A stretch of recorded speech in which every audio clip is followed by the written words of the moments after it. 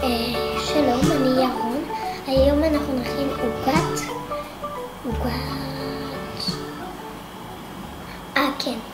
עוגת גבינה עם נוטלה.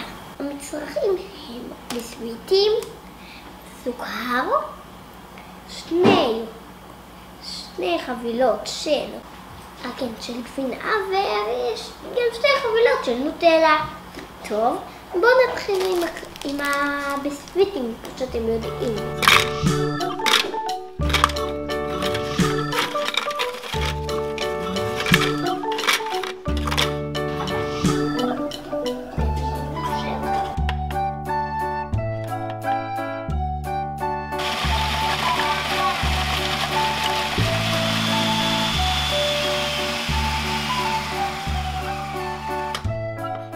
בשלב הבא, שמים את הביסקוויטים בתוך העוגה. פשוט אני אגיד את זה. אנחנו שמים עכשיו את הביסקוויטים בתוך התבנית.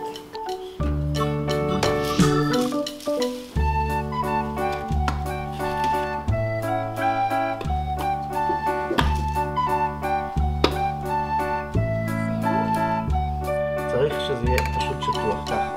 לא חזק, פשוט שיהיה הכל בינוני? כן, ככה. שיהיה הכל דחוס. אתה יודע מה זה המילה דחוס? דחוס לאט. לא, דחוס זה שיש כאילו בכל מקום יש הרבה. עכשיו נעבור למילוי העוגה.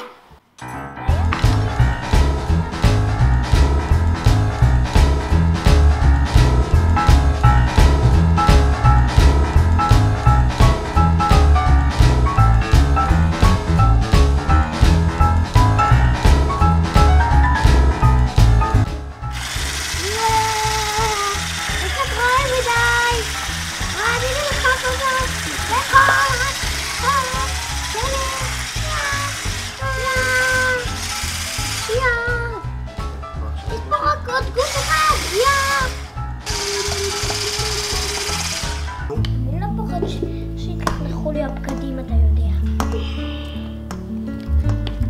וואפלה. פוחד שאמא תכעס עליי. ככה בדיוק. כל המקומות גם כאן, נכון? הנה.